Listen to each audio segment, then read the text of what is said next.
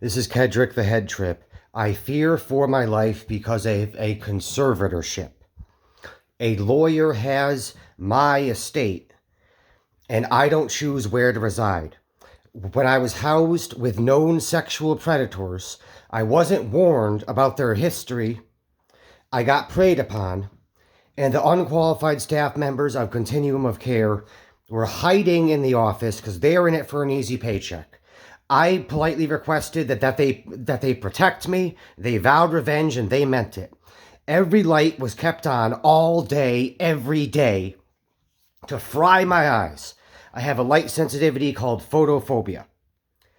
And when I mentioned it, another light was installed. A motion-activated light was installed right in front of the door to my room, so I had no choice. It couldn't be shut off. Every time I went near the door to my room, my eyes got fried even worse.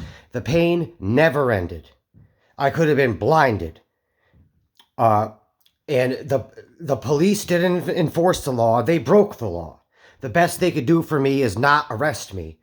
Leanne Farley, the manager, retaliated by trying to have me committed instead of any of the sexual predators in the house. One of them was Mike Inigo Jr., who literally waited for me at a public park that I was known to frequent. Every time he threw out my belongings, the staff sided with him. They said there was no evidence, and that's why they kept hiding in the office. Leanne tried to have me committed. She failed because I had already calmed down before the police and the mobile crisis team arrived. And when I reached out to people I thought were my friends, they said, rent is standard. Like that has anything to do with not choosing where to reside. I'd rather have peace of mind than not. If I could choose where to reside, I'd be more than willing to pay rent in a better setting. Some person told me, I don't know the last time someone reached out for me without needing something. Like that has anything to do with me, or with my situation. I wasn't asking for too much. I shouldn't have to ask for a break from the round-the-clock torture. I shouldn't have to ask to simply be brought to a better setting. Nobody did what friends are for. Some friends I had. The betrayal is bothering me a lot. Like, it's really been bothering me more lately. I mean, at the time, the main problem was that I was terrified of Mike Inigo Jr. and Leanne Farley and all the unqualified staff members. There was this guy, Norman, who said, who's bullying you? I don't see anybody bullying you. What, do you expect me to guard you with an AK-47? And nothing was done about it. He still gets his easy paycheck. I had to get out of there, and it had to be the kind of housing the conservator would approve of, so I had to flee to New Haven, where I could have been murdered because the locals can't recognize a mixed person when they see one, and my disability can't be seen. If I said I'm mixed rather than white, it's not like anybody would believe me. And, you know, they would shout racial slurs at me. And since I don't look disabled, it's not like anybody would see, nobody would see that I'm harmless. People who think they're experts on autism just because they watch TV and movies will presume the worst if they see an autistic savant walk in the streets. They'll point their fingers, say, there's a sex offender, kill it. And then they'll go watch TV and movies and say, people with autism are really smart, they're just different. Of course the media is lying, and inconsistently. The same media propagates contradictory lies about autism. The media both demonizes and downplays autism simultaneously. That doesn't make any sense. If it's the media, it's the media.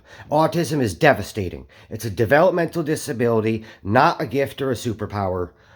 It shouldn't be trivialized or normalized. The communities on Reddit are nowhere near actual communities. It's just Reddit. It's not real life.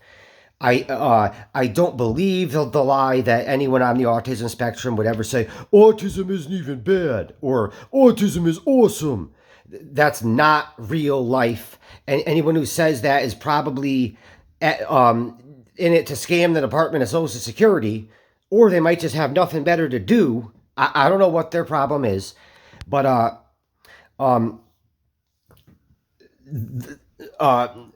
one person finally explained what really happened. Nobody else responded. One person actually had valid reasons for not helping after claiming to. I apologize for overreacting in one case. I haven't heard from anybody else. A bunch of people did more than just not help. A lot of people disrespected me, and that's not okay. And since I'm still without positive interactions,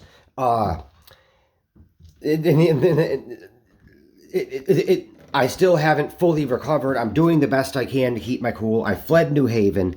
I'm waiting on applications to process for better housing. The conservator still refuses to answer my questions. It wouldn't take long to answer a few questions. She threatened to call the cops on me instead of any of the people torturing me. If she returned my calls, I wouldn't have to keep calling, so she accused me of harassment and threatened to call the cops. My life is in her hands, and I was terrified of the sexual predators in that house. I could have been raped in that house, and I wasn't warned about it. I was told that house was meant for people on the autism spectrum, and that was what my family was told. I was the prey. It seems like the remainder of the residents were sexual predators. At least 2 of them were known creeps, and at least 1 of them had repeatedly been in trouble with the law for sexually harassing women. Mike Inigo Jr.'s history was known. A lot of people didn't believe me that I didn't choose where to reside or that I was being stalked. But I know what happened. I literally had to post a picture of Mike Inigo Jr. online because my YouTube channel is getting trolled on with people accusing me of paranoia.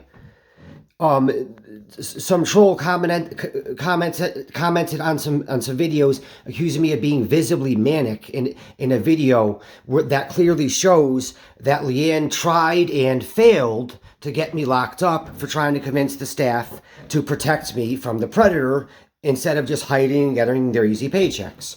A troll commented, visibly manic. I had just been traumatized. It's called post-traumatic stress disorder. A lot of people are trolling my YouTube channel, and I can't do much about the comments on other videos besides the ones on any of my channels. They wouldn't stoop that low if they could prove anything. They rely on bullying alone. Trolls are saying, you're in your 30s, you're a virgin, you live in your mother's basement. Wrong, wrong, wrong, wrong. Everything they're saying is wrong. These people don't know me. And some of them have claimed to have autism, but they relentlessly cyberbully me and harass me, and I really have autism. I was promised that I would have a better roommate. I was housed with another instigator, Tim Balser. He claims to advocate for people with my condition. Then he gets in my face and screams at me all the time. All this trauma has made it difficult for me to control the volume of my voice or realize the volume of my voice. So a mailman threatened to control it for me. And I had to approach him with a camera to get him to tell me his full name, Milton Jackson. He asked someone working at the apartment in New Haven if she controls me. She told him, no, she doesn't. I'm a grown man. The new staff are telling me I should give them a chance. And I'm like, point taken, but I got to get out of there because I'm scared because it's New Haven. A lot of people get murdered in New Haven. I'm not used to it. I was raised in Plantsville. And I should have been allowed to just live in peace. The safest and most effective medical necessity is legal now. I've been prescribed medicinal cannabis since 2017. I don't get tortured over that anymore. I should have been prescribed medicinal cannabis instantly when it was legalized in Connecticut in 2012. Dr. John Nazarian denied that I have post-traumatic stress disorder, and it was his idea to appoint the conservator. The safest and most effective medical necessity prevents paranoia because it's relaxing. People who smoke weed get motivated, not apathetic and lazy. People who smoke weed don't get depressed from smoking weed. I had to smoke weed to reduce the depression caused by phony antidepressants. In other words, tardive depression. False advertising is that rampant. The fake antidepressants made me depressed. That doesn't only happen to children or adolescents or young adults. It could happen to people of any age. And I had been brutalized by a lot of psychiatrists. I had to smoke weed to recover, and they vowed revenge, and they meant it. Now I have the license, and yet there's still a conservator. I sent a letter to the probate court to request a hearing. Trolls, please just stop. There really is such a thing as bullying. There really is such a person as Mike Inigo Jr. He's a bully who pretended to be the victim. He gaslit me. And the unqualified staff members finally changed their minds when one of them, Sophie Dixon, was targeted by him.